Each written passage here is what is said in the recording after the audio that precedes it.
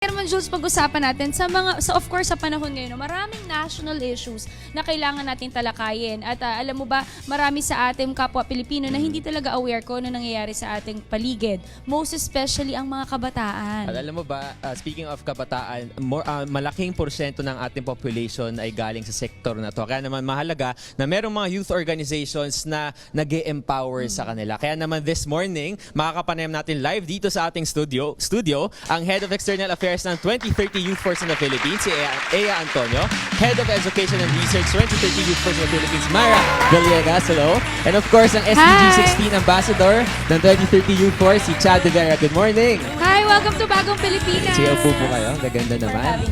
Alright, to start off, kanina na pag-usapan namin kasi marami talaga mga national issues ang kailangan pag-usapan at talakayin. So marami rin sa mga Pilipino ngayon ang hindi aware kung ano mang nangyayari, most especially the youth. Pag-usapan natin itong, meron silang 2030 Youth Force. Can you tell us more about this? So 2030 Youth Force, binuo ito ng United Nations Development Program and United Nations Volunteers ng Asia Pacific sa Bangkok last year. So mula doon, nagkaroon ng iba't ibang national chapters sa iba't ibang countries dito sa Asia Pacific. So isa na doon yung Pilipinas. So ang layunin talaga namin is i-forward yung pag-achieve ng United Nations Sustainable Development Goals. Ito yung set of advocacies ng United Nations. Okay. So speaking of set of advocacies, ano-ano yung mga advocacies na yan? Kahit quick rundown lang. Yeah. So, meron niyang 5 broad clusters. So, meron for people or for social justice, meron for environment, group of goals yan for the environment. Meron ding for peace and justice, isama natin dito ambassador namin for peace and justice din. Prosperity, ito yung mga economic growth, decent work, at saka partnerships for the goals. Okay. Malagang pag-usapan natin, Diano, kasi tomorrow gaganapin yung International Youth Day. Pero bago natin pag-usapan yon, syempre nabanggit ni Ea kanina itong Sustainable Development Goals. Sa madaling salita, paano ba maintindihan to ng mga viewers natin? Okay, sa 2017, ang programa natin is Youth in Peace Building. Kasi napuna natin na from before, government talaga yung nagtitake ng lead sa mga country and policy decisions. But this time, they realized that they needed the civil CSO organizations. Pero ngayon, since maraming mga issues sa corruption, tapos nakikita nila na dapat mas mag-invest tayo hindi sa organizations but sa tao. So dito, tao, human capital, Youth in Peace Building. Kasi dito nakikita natin, sila yung nasa gitna ng pagbabago ng teknolohiya at paano makakaisip ng mga bagong paraan na mas mura at mas madadala natin dun sa mga kanilang lugar.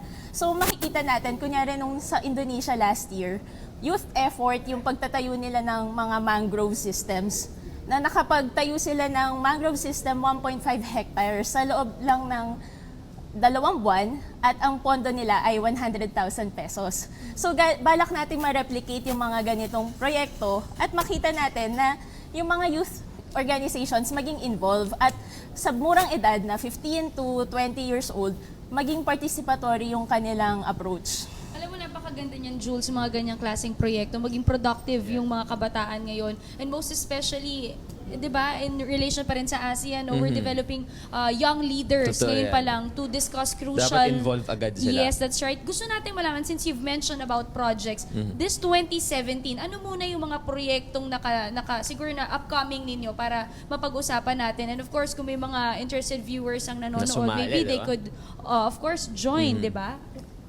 Yeah. So for the first year ng 2030 Youth Force, dahil we started late last year lang, ang pinaka-thrust ng organisasyon ngayon ay yung information and education campaign, plus projects, syempre. So ngayon, latter part of this year, magkakaroon kami ng road shows sa mga schools. Tinatawag namin itong hashtag on the wheels or school caravan, kung saan pupunta kami sa ibang mga kolehiyo sa Laguna or Cavite, also maybe in Cebu and Davao. Basta as much as possible, maka-reach ng mas maraming kabataan as possible para ma-engganyo silang lumahok sa usapin at sa mga advokasya na dinadala ng organization. Kasama na rin dyan, meron ding mga nilulutong proyekto pa, kasama ang iba naming mga partners kagaya ng CIFAL Philippines at UNDP. Okay. Ayan, so kanina balikan natin, Diane, no? Tomorrow, International Youth Day at kapayapaan talaga yung pinaka-focus ng event na ito. So kasama natin ang SDG 16 or yung Sustainable Development 16, more on peace and institutions. Kasama natin si Cha.